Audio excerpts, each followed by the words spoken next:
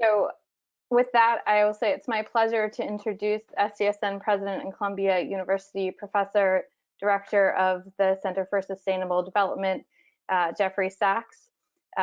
We also have on the line for this panel the State University of New York System's Chancellor Christina Johnson, University of Louisville's President Neeli Bendapudi, Howard University President Wayne Frederick, and Yale University President Peter Salovey.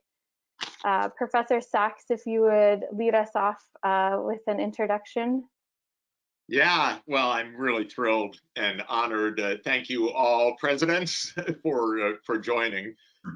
It's great to see you, and I'm very grateful for your time and for the chance to have a good discussion about our very complicated state of affairs in the United States and in higher education and in all of the other circumstances. We've been having 24 hours of nonstop programming. We have circled the globe. I said at the beginning 24 hours ago that it reminded me of my young days in the 1960s listening to John Glenn circling the planet, and they'd say, and now we hand off to the ground tracking station in the next islands, and that's what we've done all day. We started 9 p.m. Eastern time last night with Hong Kong, 9 a.m. in the morning, and the Hong Kong SDSN, the Sustainable Development Solutions Network, discussed the COVID epidemic and Hong Kong's response to it. There were sessions by the Afghanistan chapter of SDSN. There were sessions on mind-body balance in Indonesia, appropriately. So the Bali philosophy of Trihita Karana. There was looking at the list that I just received from our wonderful team. A session on urban sustainability from the Black Sea region. We have all of the Black Sea countries represented in the university network. We had indigenous community leaders from the Amazon, 2 celebrity chefs, Massimo Bottura and Dan Barber, so quite wonderful. I had a great discussion this morning with Paul Pullman, who is just such a magnificent business leader for sustainable development, and other business leaders about the role of business in the epidemic and in sustainability, and we had a great time with that. We had Nobel Peace Prize winner Adolfo Maria Perez Esquivel and Mohammed Yunus joining us, Yolanda Kakabatsi, who is the former president of IUCN. There's been music throughout the days and thousands of attendees. And so we're finishing in grand style. I'm so grateful to you taking the time and joining. Maybe I could say one word to you and to all the people listening about SDSN. This is a global network of universities and think tanks and leading thought centers and NGOs to support the Sustainable Development Goals. It was something that I helped to found with Secretary General Ban Ki-moon back in 2012 when the idea arose of having Sustainable Development Goals. We worked with the UN member states to help define the goals, which were adopted in 2015, and we've been working with universities around the world, now more than 1,400 universities and think tanks to support civil society, government, and business to actually achieve these goals. Nothing has thrown us for a loop like this epidemic, obviously. I've been working on economic crises for 40 years professionally, and there's nothing that even remotely comes close to the extent of this challenge, the global reach of this.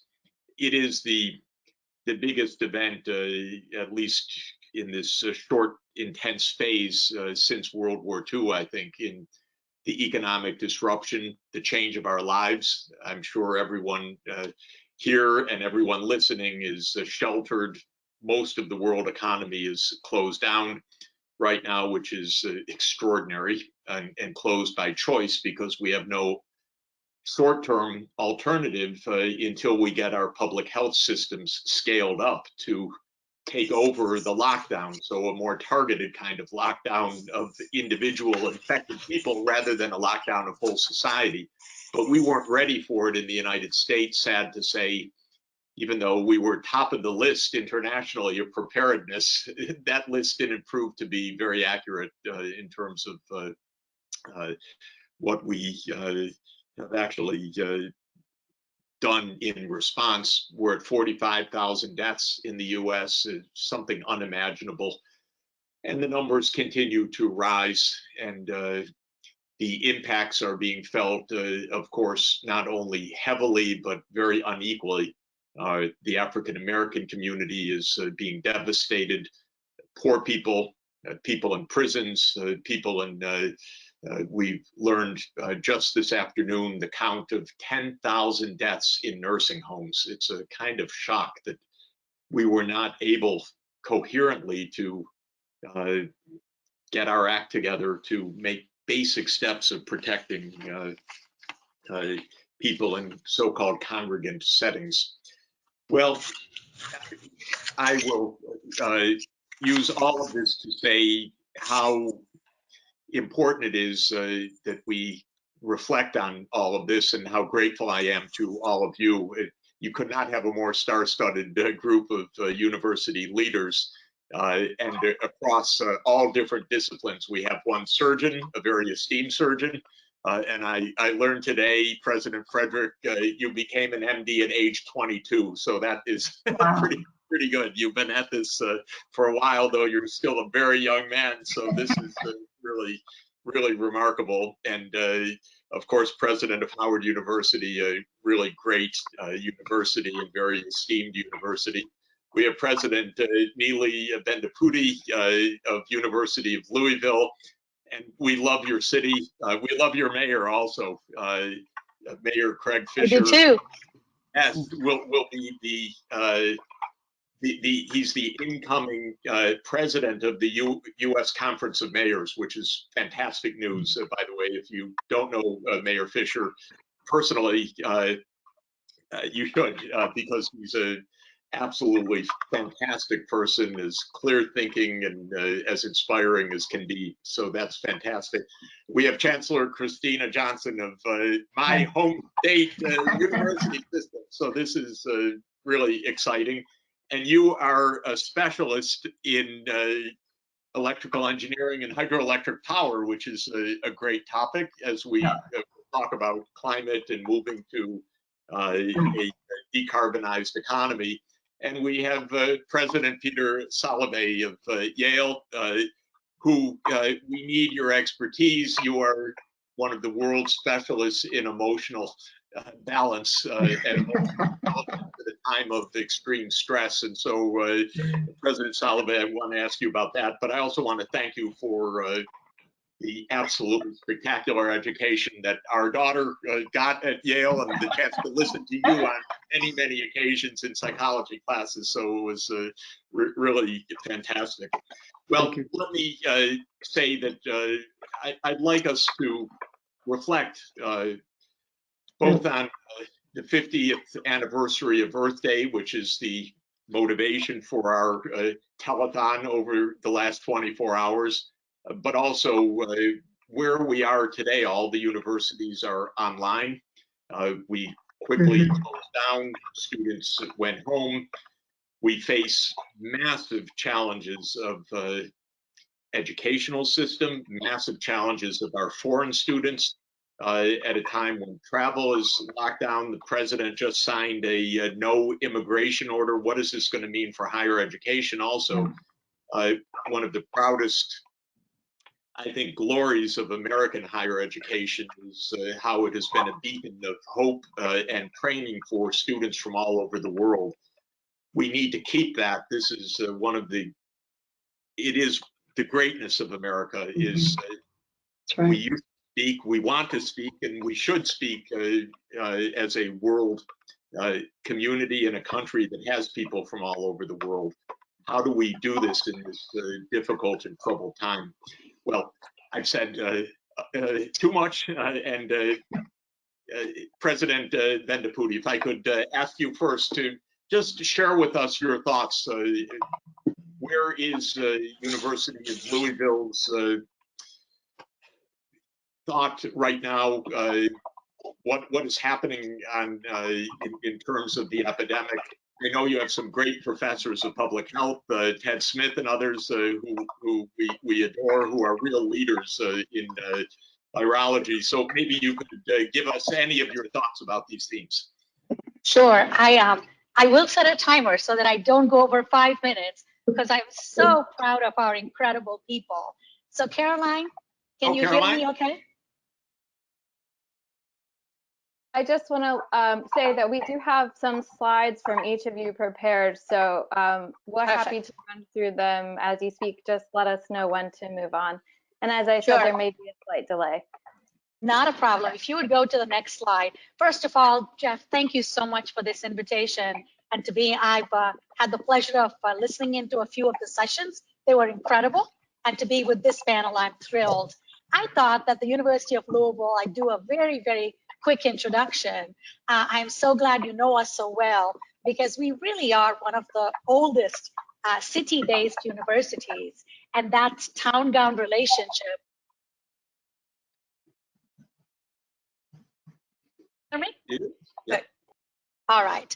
So a couple of things that I would point out is that we're very, very proud that we're only one of 69 universities that are both Carnegie R1 and also rated as very high on community engagement. And that's a theme I'll come back to, because when we talk about sustainability and Earth Day, we really are a place that's trying to keep the ivory tower mentality out and get the research into the community.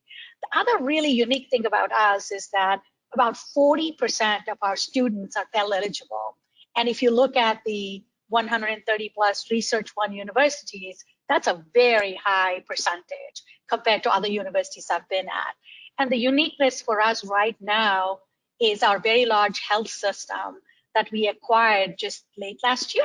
So we now have over 10,000 employees that are taking care of people at this moment. Would you go to the next slide? Thank you so much. So in terms of how are we responding to COVID-19, I would say certainly with testing, we've played a big role. We have the Pfizer North American Center of Excellence for Infectious Diseases here. So we have a history of surveillance. And that way we were able to provide testing to 15 hospitals and a couple actually in our neighboring state as well. And an interesting collaboration with dentistry and medicine and engineering in 3D printing, not just masks, but really the swabs that we need. So that's what you would expect to see. Let me just brag on one more thing, if I could go to the next slide, and then I'll get to the people you know so well and the research that's impacting the world. In terms of research, across 12 schools, I could think of every single school that has some impact. But a couple of things where we are trying to leverage. Kentucky is not a very wealthy state, as you know, and in terms of health outcomes, we struggle. But with the leadership of our mayor and our governor and our work with our scientists, one of the things we are doing is trying to leverage the computer systems that are in 48 of our public school systems. You know, they're used in the day, so at night they can be used for data mining of compounds, and Dr. Trent and others. Actually, go to the next slide if you don't mind. You know, this is one where working with the data scene grid, Dr. John Trent and others are really trying to also show school kids what's happening in the evening with those computers and how we are leveraging it. If you could go to the next slide. This is something that we just announced and we're excited about. Dr. Paula Bates, our surgeon, Wayne, you probably know this, is the aptamer, a synthetic DNA that blocks the virus from bonding to the nucleolin. And so we've had some success with it. Incredible research by Dr. Bates and Dr. Ken Palmer, who has one of the 12 biosafety labs in the country. And so thanks to their collaboration, we're actually testing this. There's a commercial partner, and hopefully it'll have positive clinical trials. We could go to the next slide. And again, through the Center for Predictive Medicine with Ken Palmer, the BSL lab, there's some really interesting work. Once there is a vaccine, once there's a therapy out there, how do you quickly test it by using tobacco plants? I thought this would appeal to you to see how they could serve as hosts so that they, instead of animal models or in addition to try to speed up what's happening. This one is work where with the National Cancer Institute and the University of Pittsburgh. So these are the traditional research paradigms you might expect. But if you could go to the next slide, I want to really spend a minute talking about this. It really just appeals to me, this really philosophically and given where you are. This is, it's our visionary, Christina Lee Brown, and the leadership of Ernie Bhatnagar and Ted Smith, who are running this, the Envirome. So think of everything before as the genome and the medical, but the idea that health really depends on the environment in which you are. We're seeing those health inequities and how it strikes some populations. So it's a very simple premise. It's a new vision, a holistic vision for health. So we call this the Envirome, that a healthy air, healthy water, healthy soil are the foundations for holistic health. So when we talk about health, it's the physical, the economic, the intellectual, the spiritual, every aspect of health. So if we could go to the next slide, I'd like to tell you how we really are using this. We call it our community co-immunity project. So working with our mayor, what we are doing is, I know everybody is trying to make sure we take care of our healthcare providers and provide testing. But what we have done is a partnership with all hospitals in the region, in Louisville. So us, our competitors, University of Louisville is actually providing testing for all healthcare providers. And we have the capacity to do over 1,000 tests a day. And therefore, if we can do this, then step one, we can identify who's exposed, the antibodies, trying to harvest the plasma for convalescent serum perhaps. But step one of this, I love this because Ted Smith came up with this title actually. I believe in it, the co-immunity, the idea that no man is an island, no person is an island, I guess. I think that was John Donne. But anyway, the point is working together. And how do we make sure that we take care of the community and then actually open it up to everybody in the environment? So if you could go to the next slide. Sustainability is a big thing for us and something that we are very, very proud of. And the last slide. I just wanted to say the themes we're talking about. Peter, I'm very familiar with your work as someone who studied psychology, and I really want to say that all of your disciplines and what you do, I think we'll see reflected. The University of Louisville, the 40% Pell Grant eligible students gives you an idea of the community we serve. So what we are trying to do is we are going to stay focused with COVID and beyond in empowering our communities, big thing, then advancing the health of the individual. And within that, really focus on engineering our future economy. So these are some things we're working on, partnerships with IBM and others to try to say, how do you break the digital divide in a place like Kentucky? So that's it.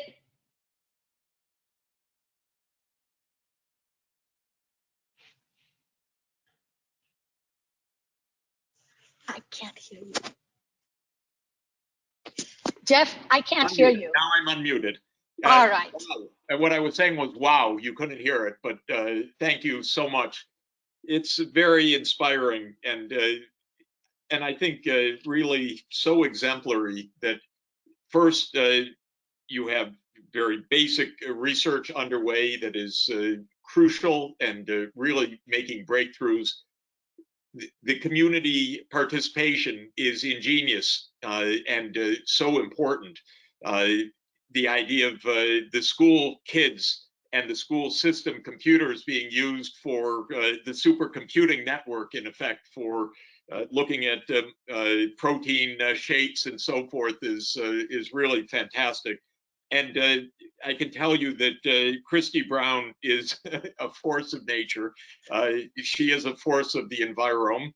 And I've had the pleasure of hearing her on many occasions in the Vatican, where she has inspired religious leaders of many faiths in ecumenical meetings in a remarkable way. So this was really fantastic to hear. If I may, I would love to turn to you, President Salovey, and hear your thoughts about Yale's role in global leadership. Of course, one of the greatest institutions in the world. I say not only my daughter's alma mater, but we're so proud of Yale, and love to hear your thoughts right now.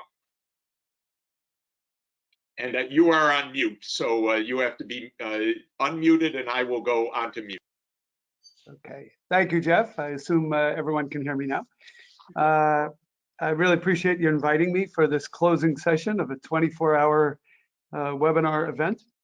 And it's very nice to be here to have this discussion with President Frederick and President Bendaputi and Chancellor Johnson. I think we're all just very proud to be able together to commemorate the 50th anniversary of Earth Day. I do remember the first one. I was 12 years old and it came to my school, and it seems like yesterday. Yale is also proud to be a co-host of the UN SDSN US chapter, and I want to acknowledge Dan Esty, who is the Hillhouse Professor of Environmental Law and Policy at Yale, for his leadership as co-chair of that group. And I'm pleased that Melissa Goodall and the Yale Sustainability Office have been active with the work of the SDSN US chapter as well. You can go to the next slide. Okay, thank you. So with the COVID-19 pandemic, we've never seen, as Jeff said, that we've never seen global disruption of this magnitude. Now we see what it's like. And we have to figure out how to use this crisis to make ourselves more resilient for the challenges that we're facing with climate change. And that's not easy to do. So my background is as a social psychologist, as you heard, and I know that people really are quite terrible at weighing long-term benefits and costs. So you know the myth about boiling the frog. You know, a pandemic makes us jump because the danger seems imminent. But the effects of climate change seem too slow to notice. And we fail to notice that our survival is being threatened, and then it's too late, like the frog, we get boiled. The pandemic also shows us that if we're proactive, though, we can save lives. And those countries that were more proactive had a better, are having a better outcome than those that were less. So let me go to the next slide. So if we're going to be resilient, what do we need to do? Well, what do universities do? We create new knowledge, hopefully across multiple disciplines, breaking down those barriers, addressing social and scientific and cultural and medical questions that we're identifying during this pandemic. And Jeff mentioned a few of them, and the health disparities issue among them, generally the disparities issue among them. Second, we need to translate new ideas into actions. We can, that'll help us quickly figure out what ideas will lead to solutions in the real world and which ones are perfectly interesting ideas and ones worth thinking about in a university, but they might not lead to actionable results. And the third is we have to educate the next generation of leaders so they can contribute to solving complex global problems. I remind our faculty all the time, it's easy to forget. And when I was teaching psychology, I used to forget that my students were not going to become people like me. They were not very likely to become professors, but they were going to become leaders in society across all kinds of other sectors, from elected office to policymakers to leaders of industry and such. And we need to educate them in a way that makes them willing to step up and take responsibility and apply the knowledge that they learn to solutions. Well, those three elements that I just described, they don't come so naturally to most sectors, but they're the core mission of a global research university. So it's really important, I think, that the search for answers happening on college campuses around the world is an important theme. It's an important goal during this pandemic and during any time of grave uncertainty. And every day, sitting here at my desk in my home office, mostly staring into a computer screen all day, nonetheless, I keep coming across new efforts at Yale and new efforts at other universities that involve trying to curb this pandemic. And I think about the way in which people are trying to care for the world, but also how these insights can be used across multiple problems. So let's stay with this research and clinical efforts slide for just a minute. What we're trying to do across the university, being coordinated by the School of Medicine, is to bring the research that's going on in many different fields together to make sure that we're focused on the kinds of data that we need to gather to address the pandemic and to develop treatments for people with the virus. And what I like to talk about one Yale, one university. And pandemics don't really have silver linings. I don't like to imply they do. It's just tragic what's going on. But I will say that our university has come together better than I've seen in any other circumstance, with engineers and physicians and nurses and biologists and data scientists and many, many others coming together to figure out new ways to build, to create masks and filters and therapeutics and detection tools and contact, monitoring, surveillance monitoring and contact tracing and all the kinds of methods that we need in this pandemic. These various disciplines, scholars from these various disciplines are using and developing together. So Yale medical and social science faculty and students are looking at how to track health disparities highlighted by COVID-19. They're analyzing the effects of coronavirus and clinical care and the transformation of clinical care, particularly on at-risk communities, looking at how the wealth divide affects the kind of care that you get. And of course, our faculty in our School of Nursing, our faculty in public health, our faculty in our medical school are on the front lines of both treating the illness, but also training the next generation of professionals who will deal with future situations like this one. If we can go to the next slide. Obviously, as was pointed out with Louisville, New Haven is a similar kind of city. It's quite diverse, and as we're the largest employer in the city, and we have I think an obligation to try to figure out a way to help with the city and the state of Connecticut's response to COVID. So just a few of the things we've done, we made 550 of our residential college beds available for healthcare workers and funeral and first responders, and now more recently funeral home directors who are feeling they can't live in their homes because they've been exposed to the virus too many times.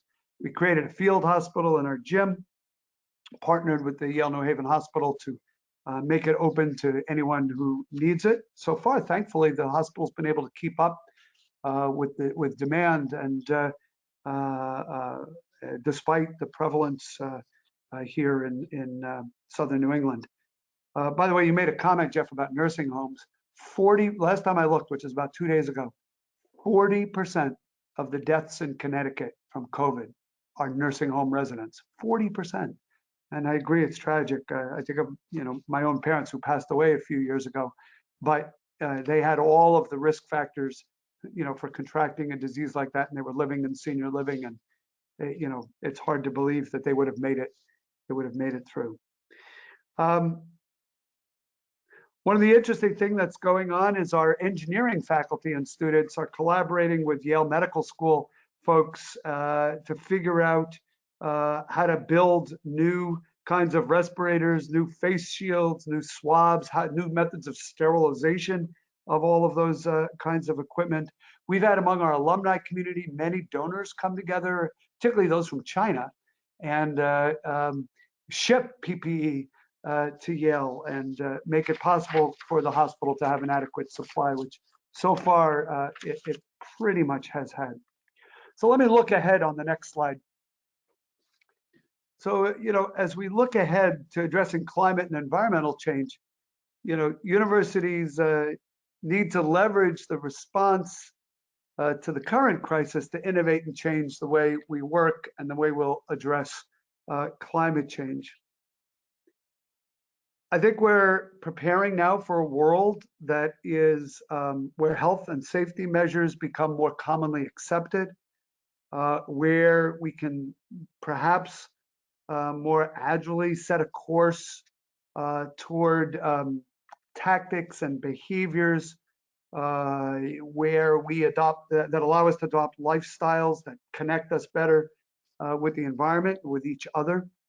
Our sustainability team is starting to look at environmental variables, social variables, financial variables that became more obvious in our response to COVID that give us clues toward how to fight climate change.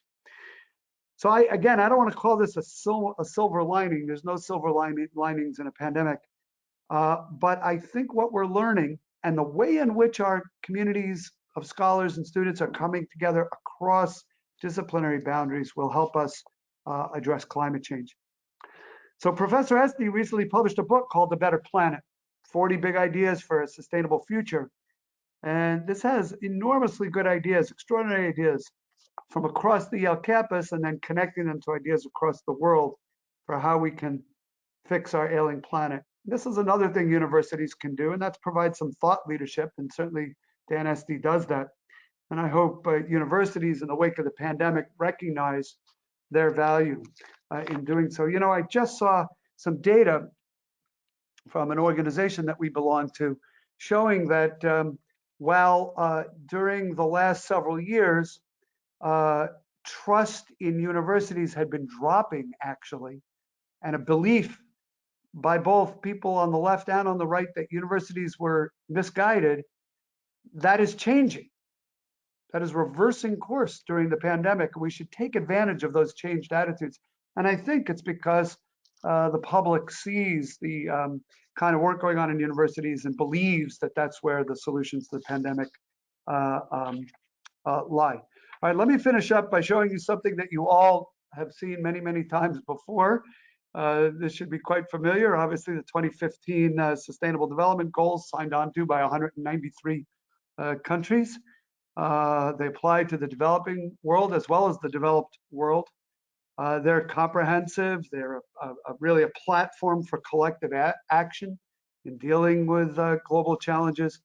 So we did a review of the 4,000 plus faculty members at Yale to see if our teaching and research connects to each of these goals.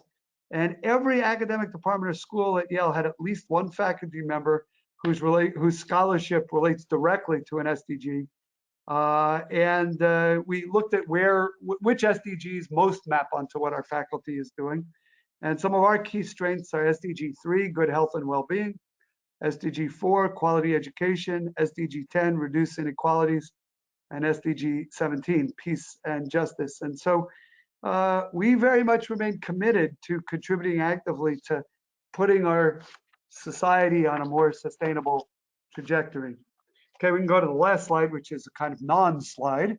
And let me just say that, in cooperation with all of these universities represented on this panel, and even more around the nation, around the globe, our faculty really want to draw from their areas of expertise and address the challenges posed by COVID-19, and think about what that teaches us for addressing the challenges caused by climate change, and then many other pressing issues as well.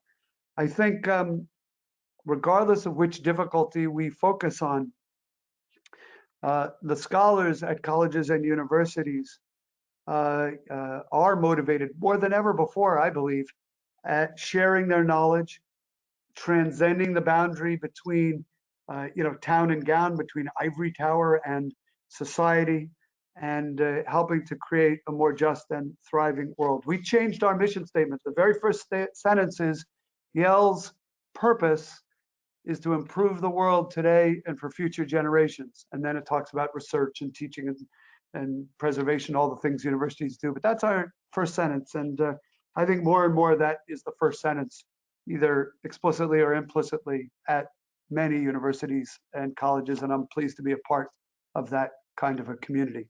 Thanks very much. Thank you. What a wonderful, wonderful portfolio of incredible activities and leadership, and also how inspiring, and like University of Louisville, within a very short period of time, students and faculty and the community are rushing together to work on these challenges, to look at new solutions, innovation. It's so, the movement is so fast, and I think one thing that we all feel, our students get it and they want it, and they understand we want to solve problems. We have a lot of problems, and we want to put this knowledge, understand it, bring it together, and put it to use. And so it really fits together. And I'm also reminded, one of my gurus is E.O. Wilson at Harvard, of course, the great evolutionary biologist. One of my favorite books of his countless outstanding books is Consilience, the idea that all knowledge across the humanities, the social sciences, and the physical sciences really do jump together. And when we have a deep challenge like we do now, or with climate change, the problem defines a consilient approach. It pulls faculties together, whether the schools or the departments align that way. The problems call on us to join forces together. And thank you, finally, and let me thank you for the co-hosting the SDSN USA. And Dan is a great leader of that and a great leader of sustainability. I also want to give a shout out to so many phenomenal faculty, but Allison Galvani, who is a great public health leader and is one of the most important voices right now in the COVID control. And she's doing a fantastic job with her team. So I'm really proud of all the work that she's doing. Chancellor Johnson, could I ask you to bring us news of SUNY and the things that you are seeing, and also from the point of view of your specialty, engineering. I have tremendous engineering envy, I have to say, because engineers get things done. It's the definition of engineering. Find a way to do it, and I think that engineering mentality is so crucial for the world. So I am in awe and look forward to your remarks. Thank you very much, Dr. Sachs, and thank you very much for the honor of being part of this incredible panel. Like Peter, I think we're about the same age. I was a preteen, and I remember the first Earth Day, and I remember what I did. I went to a vacant lot, and I picked up every aluminum can, and I brought them back to my parents' garage. And my mother was not thrilled, but if at the time, 11 cans, you would get, I think, 11 cans to a pound, you got 10 cents a pound. And then I think it ended up costing probably $100 to cart all them away because she wanted to get them out of the basement. But I think it speaks to what you said, Peter, which is the importance of all of our educational institutions to inspire the youth to make a change and to make an impact. And it's really what ignited a love of the environment and sustainability from 50 years ago. I don't know where the intervening 50 years went, but it's an honor to be here and talk a little bit about how we're approaching the COVID-19 crisis from a system perspective. So if I could go to the next slide, please. So a little bit about SUNY. The State University of New York has 64 campuses, 1.3 million students and taking some sort of course, about 415,000 in a degree granting program. 64 campuses, 90,000 employees, and 30,000 full and part-time faculty members. So in addition, we have 3 hospital systems, 5 medical centers, and a national laboratory. We own and operate half of the state-owned buildings in the state of New York. So in terms of thinking about how to make a difference, and I'll get to that in a little bit. Maybe if I go to the next slide, I'll say, you know, our response to the COVID-19 crisis really started about March 1st. And that is actually it started in February because we stood up a SUNY COVID-19 task force because we actually have SUNY Korea campus.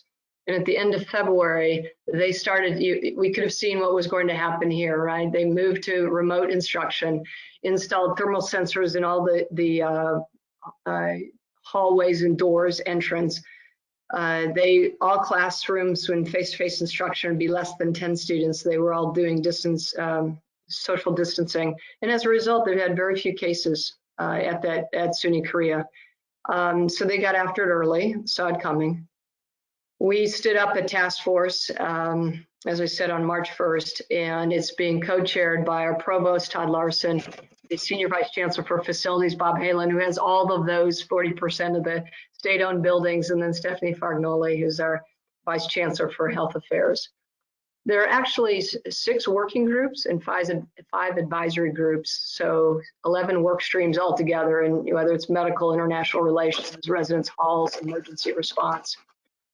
Safety being our #1 priority, and in consultation with the Commissioner of Health, Dr. Howard Zucker, and also informed by Governor Cuomo, we made the call about March 3rd or 4th. If I go to the next slide, it's just a little bit of a timeline, to bring back 972 students that were studying abroad, including 300 the weekend of the 7th and 9th, found dorms for them in order to do self-isolation and quarantining. By March 11th, we moved all 415,000 students to remote instruction, which was in part distance learning and online, just almost overnight. We had almost 100,000 students in dorms, and we moved out all but about 10,000. And so Governor is very clear, and as everyone knows, Governor Andrew Cuomo has been an incredible leader during this crisis. You know, he made it very clear, we're not going to evict any students if you don't have another place to go. And we have a number of students, just like you, Neely, that are Pell eligible, that are food and housing insecure. So we said, if you're an international student or you're housing or food insecure, you stay on the campus. We have about 10,000 campus students on a particular campus that we're still caring for, making sure that they are safe. In terms of facilities, we have 3 hospital systems, as I mentioned. We converted 1, which I'm very proud of. Dr. Wayne Riley and his entire team deserves a tremendous shout out, because the Downstate Health Sciences University Brooklyn Hospital is now a COVID only facility, and also Stony Brook University. They're really at the epicenter of what's going on here, and great leadership with Dr. Ken Krushansky, who's head of the Stony Brook Health System, as well as Michael Bernstein as our president at Stony Brook University. They have treated 641 patients and established drive-through facilities that are doing thousands of tests a day, both at Stony Brook and at the University at Albany. But as we know, Long Island and New York City have been really hit hard.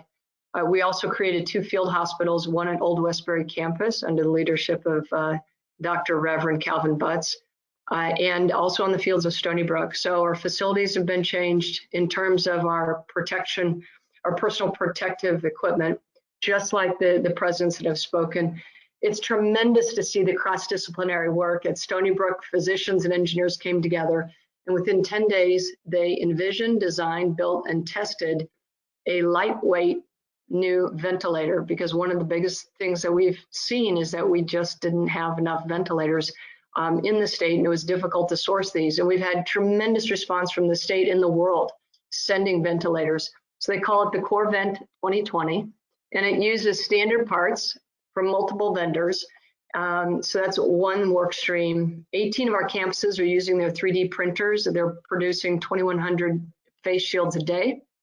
Fashion Institute of Technology in New York City. So we're so proud of an alumna that started Sews for Lives, and they've produced about 50,000 face masks, cloth masks, and they're starting to produce gowns. So it's really the spirit that we've heard from all the leaders that are on this panel. Our students and faculty have really stepped up and come to the fore. I think for me, the most moving thing was that because we're a system, we had about 45 nurses, respiratory therapists, pharmacists in training that volunteered to go to the epicenter in New York City and Long Island and volunteered. And it was so cool to see the escort they got from the police and the fire departments as they move through each town on the way down to the city, putting their lives at harm to help others. And similar to what Neely mentioned, in the research area and cross-disciplinary teams are coming together to look at the testing, the tracing, the sequencing, the vaccine development, and clinical trials. So, you know, I think it's probably a competition on this panel to see who can brag about their faculty, students, and staff the most. And I think that's awesome. If I could just go to the next slide. In fact, I'll click through. This just gives, again, just the timeline. On March 27th, I think I'll just mention that when we saw, you know, the migration of 400,000 students to online, we quickly did an assessment of who was going to be left behind, and we heard about that a little bit earlier. And we assessed the need for about 15,000 laptops or Chromebooks. So now the supply chain was tight, but we did what we could, and we started delivering 8,800 laptops and Chromebooks starting March 27th, and we're continuing to raise funds to make sure that no student is left behind. And I think that's important, and we all understand that addressing disparities, what a college education does is that we know that students who get a college education are less likely to live in poverty, more likely to live longer, and in better health. And so if we go to the next slide, one of the things that we're very much focused on is addressing the disparities in education, as I showed in the next slide. So one of the things about every year I do a State of the University System address, and we talked about a path to absolute inclusivity. And so what does that mean? Well, it means that in the state of New York, we're wonderfully diverse. And it's one of the many things I love about the state. I'm fairly new to the state the last couple of years. But because of the diversity, about 40% underrepresented minorities. SUNY as a system is about 30% underrepresented minorities. Our faculty is not as diverse. It's only about 9%. So one of the first initiatives that we launched is called Prodigy, which is promoting the recruitment and retention opportunities for diversity and inclusive growth. And I mention that to all the campuses everywhere that are on this call and listening, and to my panelists, is that we have a goal to hire 1,000 underrepresented minority faculty over the next decade. So please send us the best and your brightest PhDs, because we are committed to continuing to become more diverse. I think the last thing on the topic, and I'll conclude, is talking about sustainability. This has been a passion of mine since the first Earth Day. I'm so happy to remember those days. And I also served as Undersecretary of Energy during the Obama administration. And one of the things that we put together at the time was a roadmap or a plan to how we could migrate to 83% reduction in greenhouse gas emissions by 2050. So last summer on July 17th, Governor Andrew Cuomo signed into law the Climate Leadership and Community Protection Act.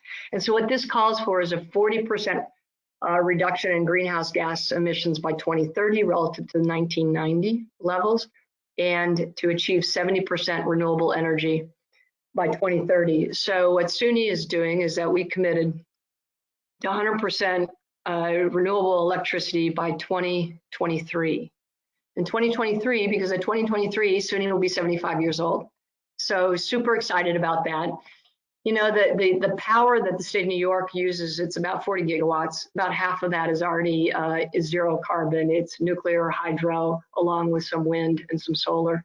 So we need to get the other 20 gigawatts done. And I think that one of the cool things, if we go to the next slide, is we competed for a grant with Department of Energy, 41 million to do offshore wind. We think we can get about 9 gigawatts, almost half of what we need. And Jeff, to your point of being an engineer, what an engineer does is takes a really big problem and breaks it into little pieces, and then it puts it back together in the overall system, right? So we think that, you know, offshore wind will certainly get us half of the way there. And then the rest will have onshore wind, optimize our hydro, contribute more on the solar, and then energy efficiency. So that's really our plan. And on the next slide, so the first step is to make sure that we get to 100% renewable energy. We've got to electrify and the grid, decarbonize the grid, and then electrify our transportation, and make sure that when we build new buildings, that they're designed to zero net carbon. So the second thing of my chancellorship in sustainability was to make sure that all new buildings will be designed to zero net energy ready. This is a mass timber building that we're looking to build at Maritime. It'll be only the second, I believe, mass timber building built in the state of New York.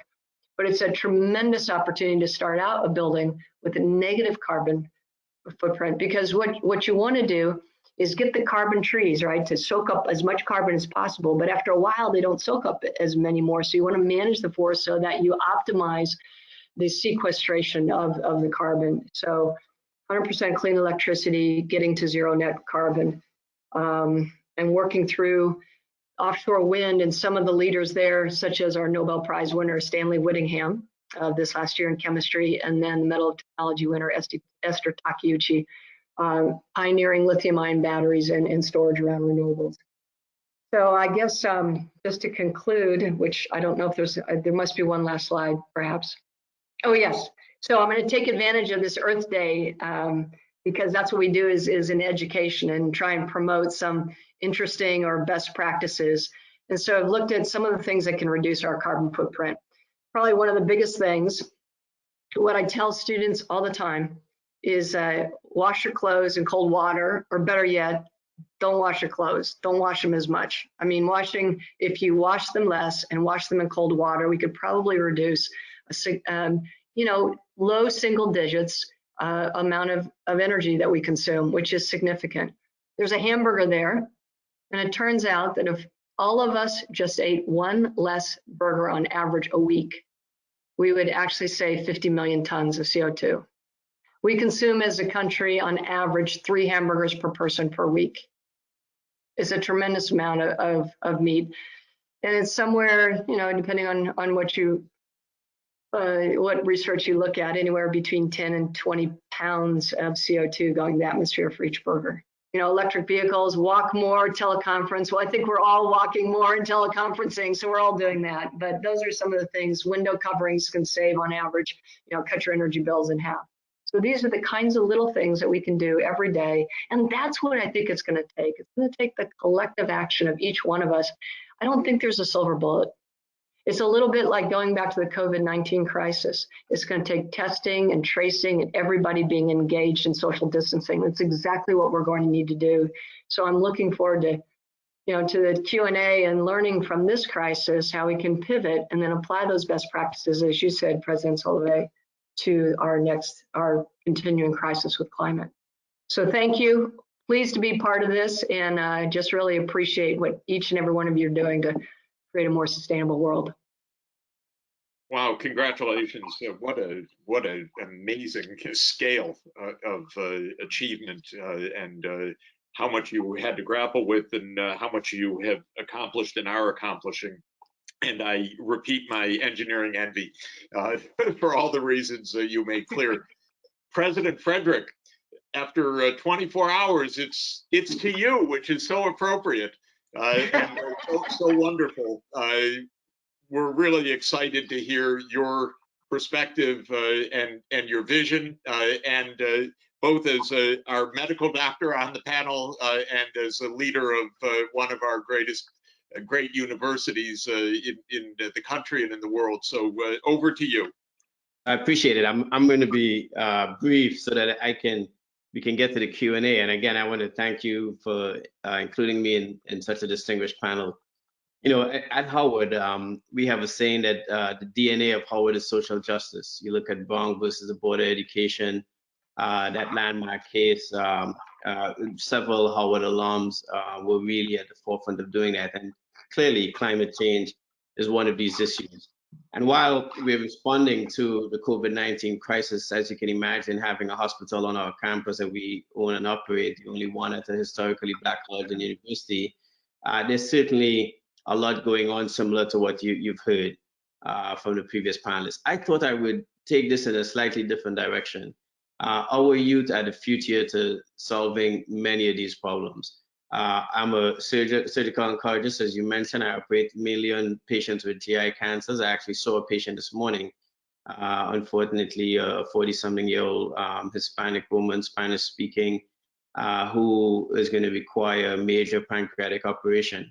And the dynamic of listening to that translation and engaging her in the body of this crisis just made me realize just how much we have to do. Because here I am trying to decide how far out to push her operation because of her possible need for a ventilator, for blood, and you think of the circumstance that she has found herself in, and whether or not our healthcare system is really built to do that. But part of that problem is the pipeline. We have not done enough about the pipeline, and so that's where I'm going to focus my remarks. Next slide.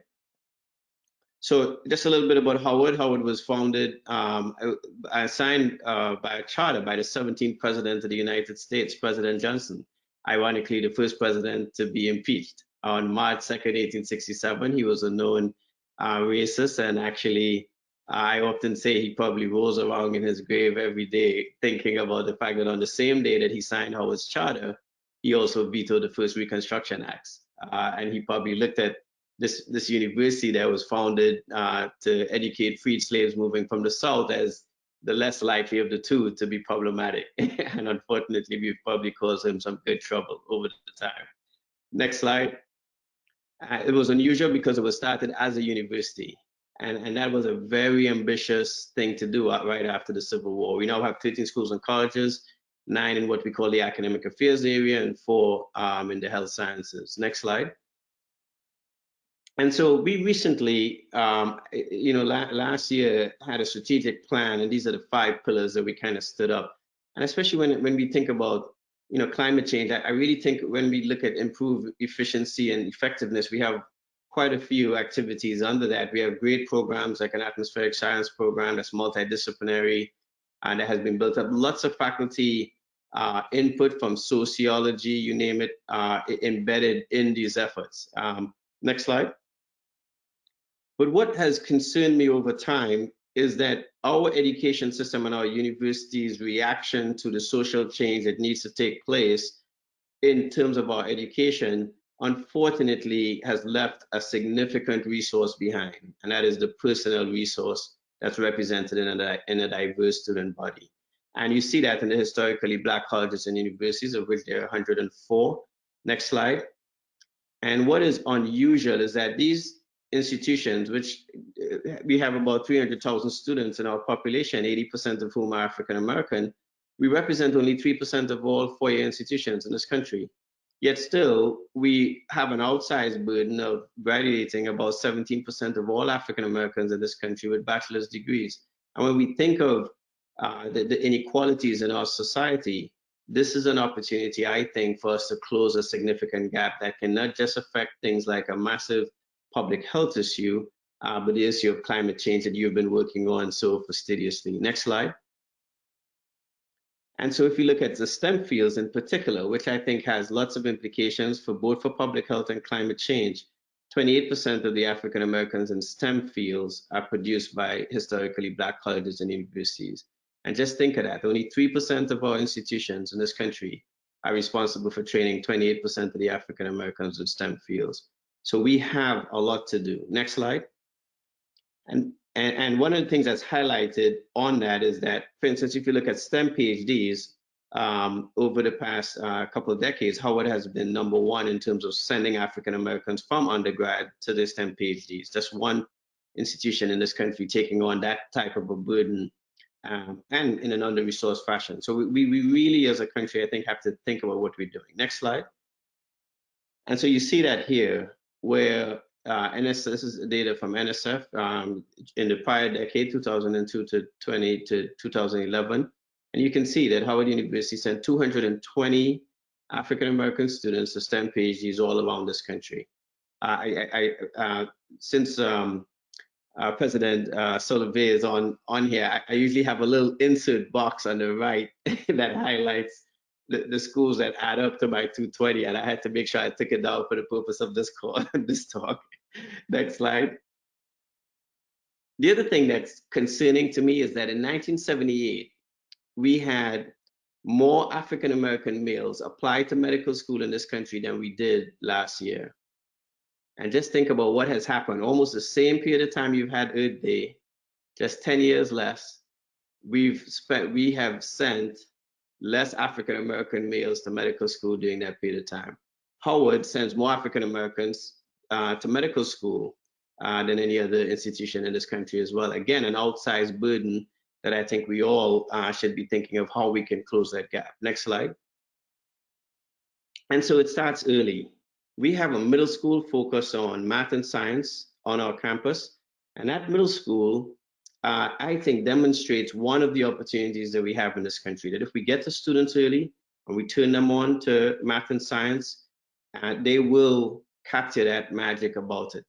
Despite the fact that we don't have a high school and they disperse across the region to attend high school, about 95% of them actually go to college, and about 60% of them choose a STEM discipline because they are embedded in our system, they're in our engineering school, in our dental school, in our medical school.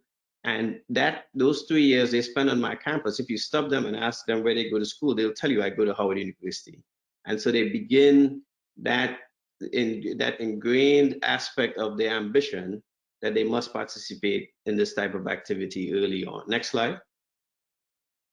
And so the other thing that I thought that we would look at as an institution is, can we get the types of young people into Howard University that would go on to Chancellor Johnson's institution, to President Bandapuli's institution.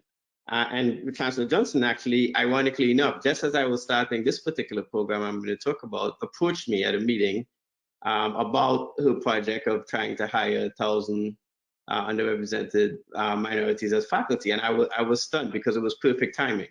We decided that we would start a program, bring students in from high school, and convince them to go all the way through to a STEM PhD or an MD PhD. And so we started this program 4 years ago. We just interviewed the fourth cohort. This is the third cohort. It's named after the Karshes who have now underwritten the program.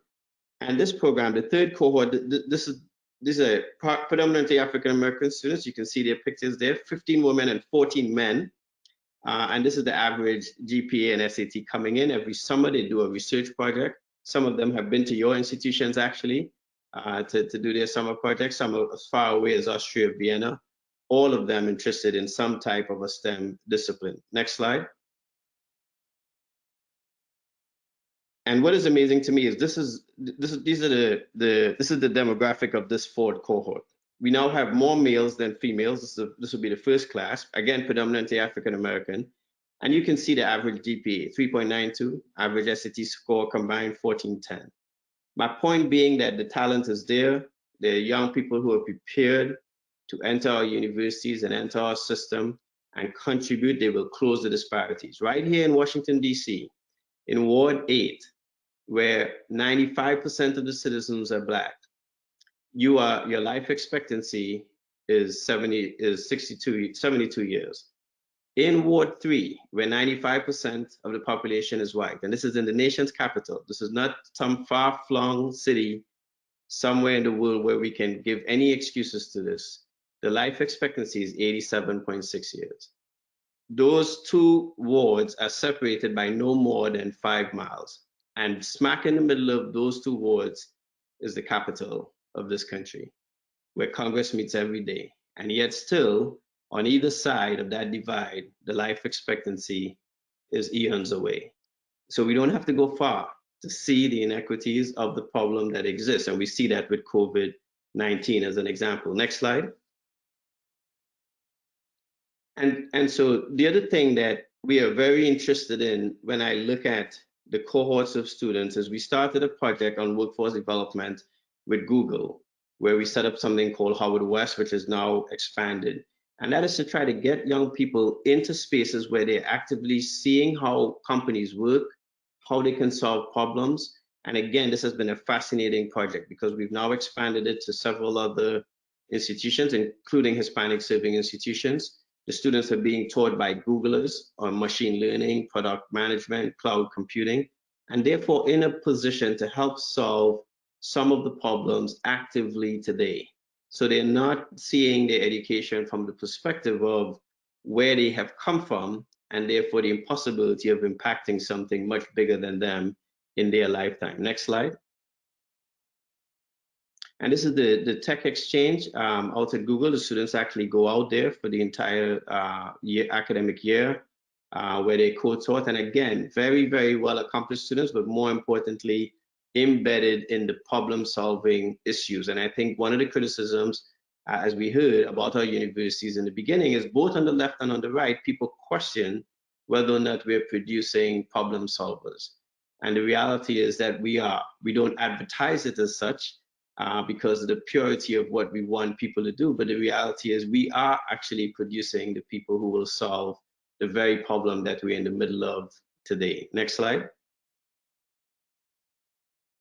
Next slide.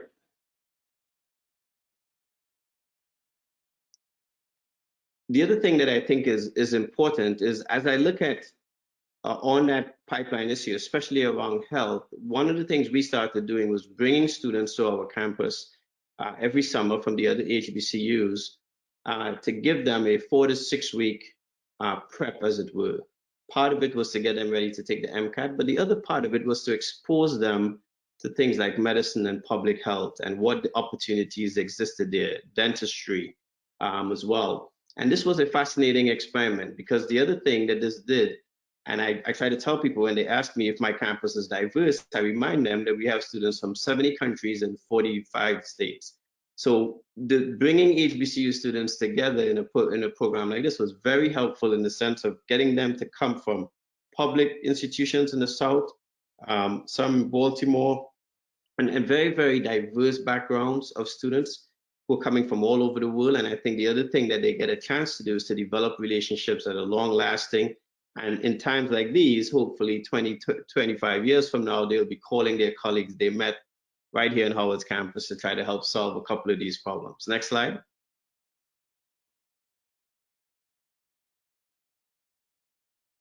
And so this may be my last slide. As I wrap up, I want to mention just two other things.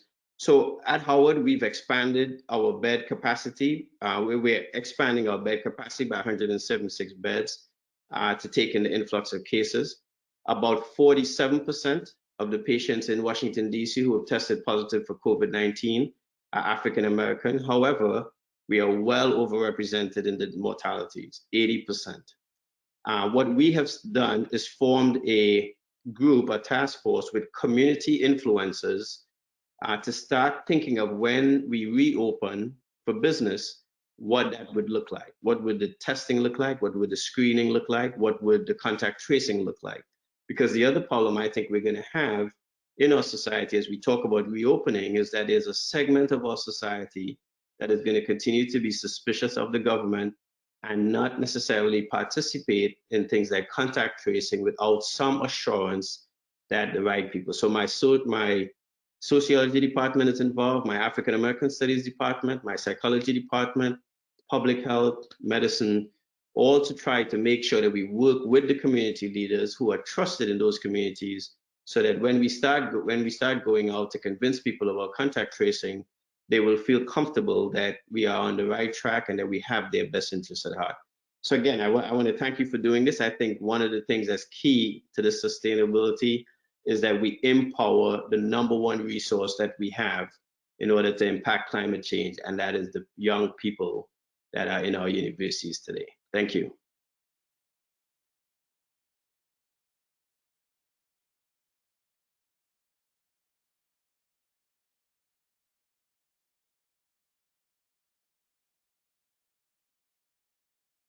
I think you might be on mute, Jeff. There we go. Thank you, all of you, for really remarkable presentations, but more than that, for remarkable leadership.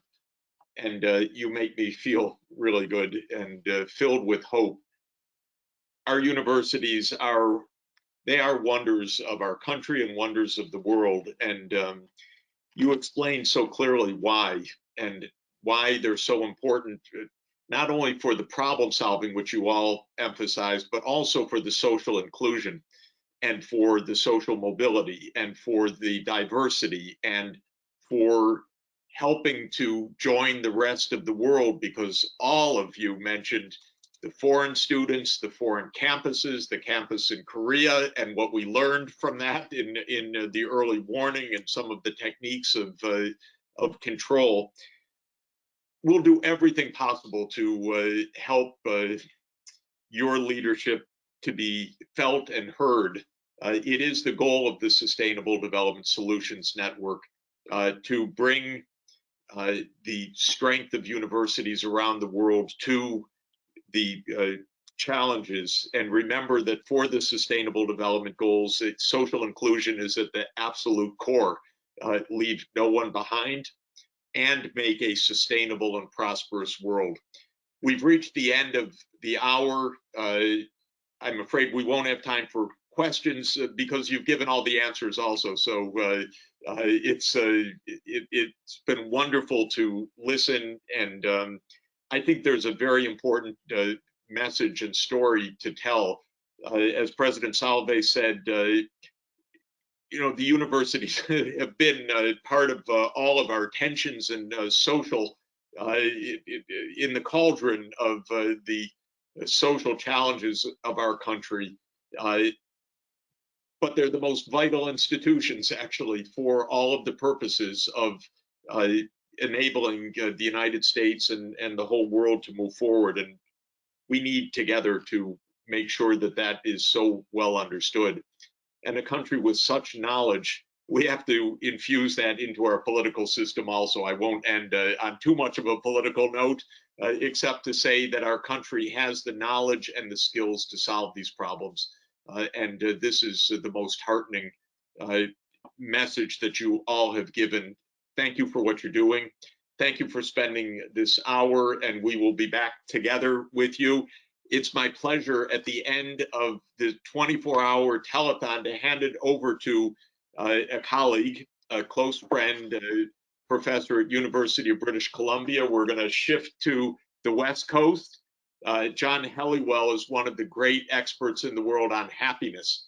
He is the co-editor of the World Happiness Report. And I know that we're going to go to John. He always does bring happiness together with his messages. And so I think, Caroline, I'm to turn it back over to you after thanking this wonderful panel. And I know that you will take it to John and to the conclusion of the 24 hours. So all of the presidents of the panel, thank you so much. Thank you for what you're doing. And please, SDSN is here to help in any way as well for your great work. Thanks so much.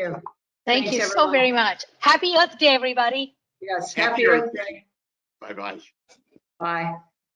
And Caroline, back to you, I think. Hi, I'm having trouble sharing my camera at the moment, but can you hear me? Thumbs up? We hear you well, yes. Okay, great. So I can just say, once again, echoing Professor Sachs's comments, thank you so much for joining us and for being a part of SDSN USA.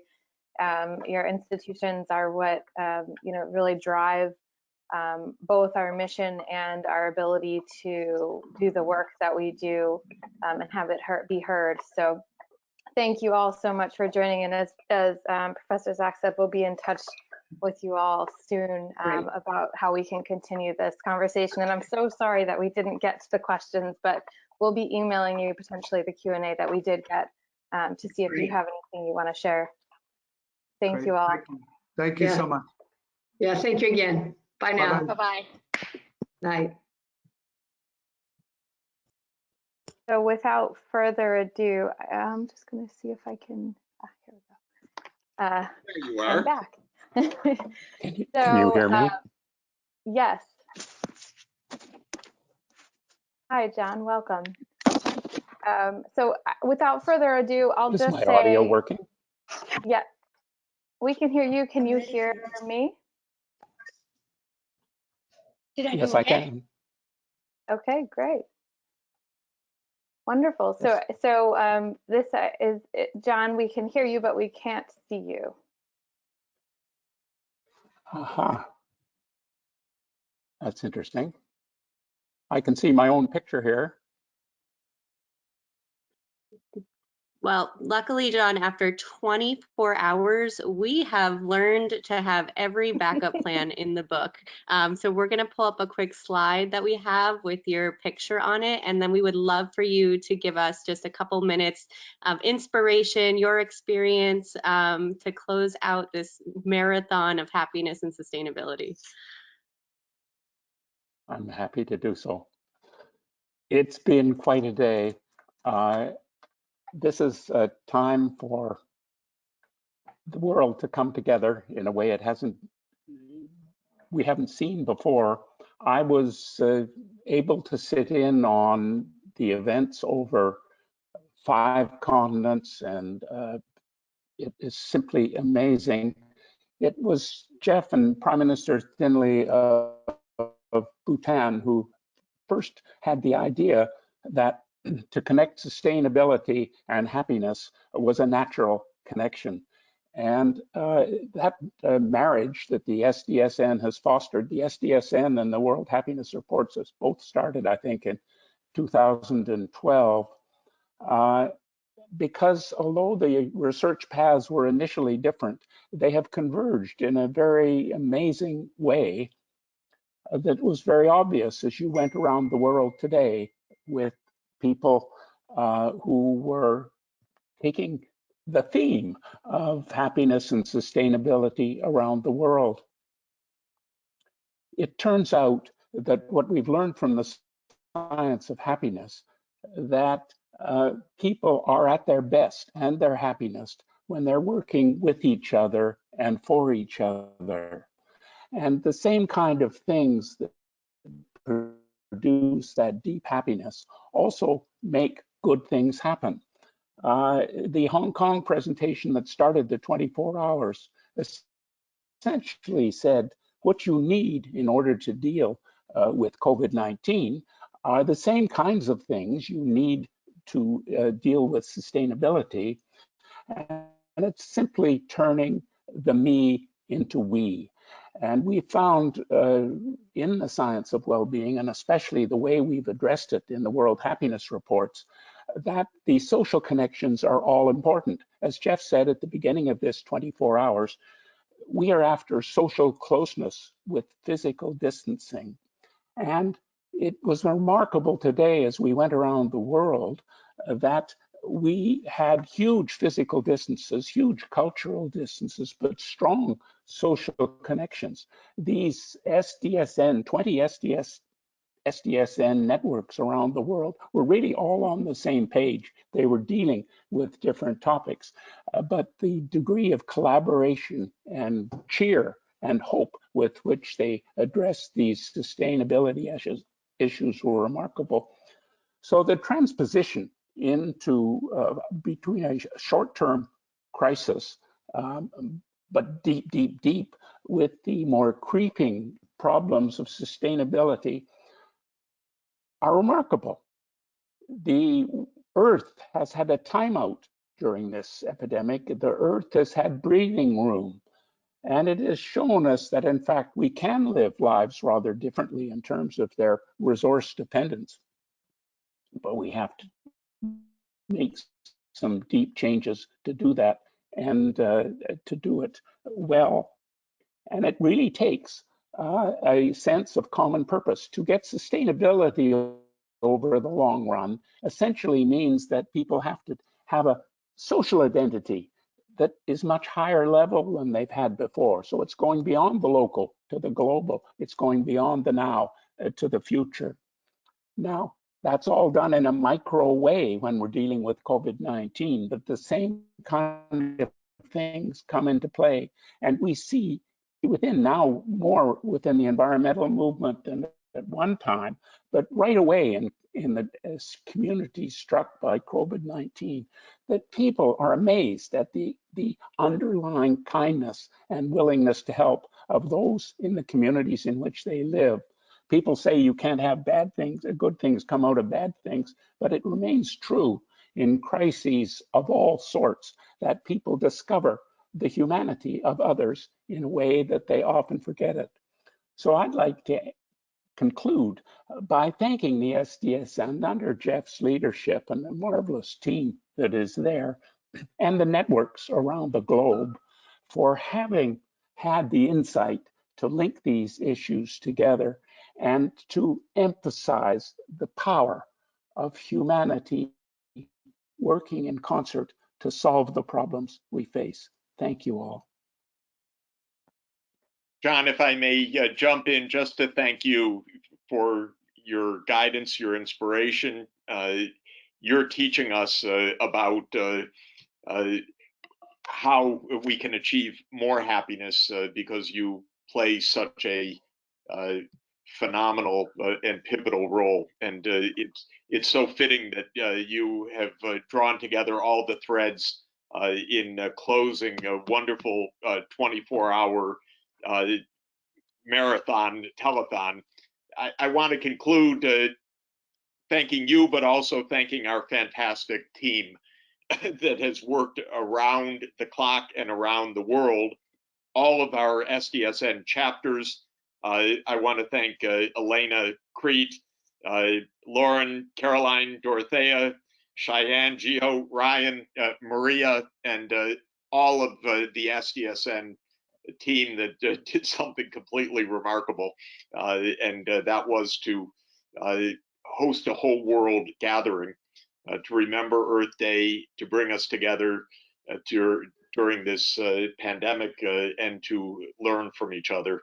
What an inspiration. Thank you to the team. And thank you to all who have been participating, thousands and thousands of people around the world. Those are my last words. I will turn it back over to, I'm not sure to whom at this point, to close it up for everybody. To Elena, fantastic. Thank you for everything, Elena. No problem, Jeff. It actually worked. Bravo. So you might think it's a little crazy, but we have one last very final segment. Thank you so much, John. We actually have a 20-minute musical piece to play for everybody. It's going to be 4 piano pieces, and it's supposed to be an emotional journey for you all, compiled by our SDSN Youth Network. So you can disengage, but please continue to listen in. This is now time to relax, reflect, and be reassured that all of us are together in this and working towards a happy and sustainable world. So enjoy, and then we will end the webinar at the very end of this. Thank you. The role of the arts in well-being has been widely researched. In fact, a recent report by the World Health Organization has detected that in over 3,000 studies, there is evidence that arts contribute to the prevention of illness, to the promotion of good health, and to the management and treatment of sickness. In fact, music therapy is a burgeoning field. Therefore, I consider that as artists, we have a very important role in achieving happiness. At the same time, I think we're also crucial in achieving sustainability. As artists, we can promote, create innovative solutions. We can also raise awareness, moving not only our minds, but also our feelings. And we can provide spaces for dialogue using the common language of the arts. Today, I will propose a musical journey an emotional journey too. We will start with El Lamento by Marcial de la Daliz, a piece that is inscribed in the romantic piano tradition of the 19th century. Melancholic work that, however, will move towards the concerto for piano and orchestra in its reduction to piano by Clara Schumann. From this, we will move to Isaac Albéniz, to a very lively work, to El Puerto, in which he depicts the fun and the incredible joy of the south of Spain. And from that, we will move to Amy Beach's Scottish Legend, a piece full of hope. This program is intended to be a musical journey, an emotional journey, in which we achieve happiness gradually. I would like to thank SDSN and SDSN Youth for the initiative, as well as all the organizations that are participating in this fantastic event, and as well as all the speakers. It is a pleasure to be part of this. Thank you very much.